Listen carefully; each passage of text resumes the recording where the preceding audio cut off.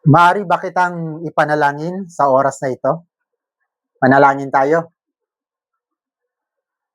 Ama naming Diyos, banal at dakila, sa oras na ito, aking dinadalangin ang tao na nakikinig at nanonood ngayon sa Facebook, sa YouTube at iba pa.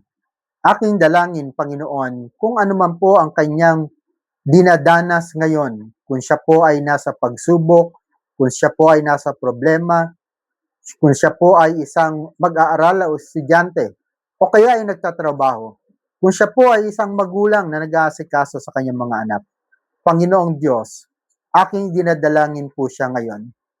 Sa pangalan mo, Panginoong Hesus, siya po ay iyong gabayan, siya po ay iyong tulungan, at aking pong dalangin, aking Panginoong Hesus, na ang taong nakikinig ngayon at nanonood, samahan mo po siya. Bigyan mo siya ng kaaliwan sa kanyang puso. Bigyan mo po siya ng isang mapayapa na puso sa buhay.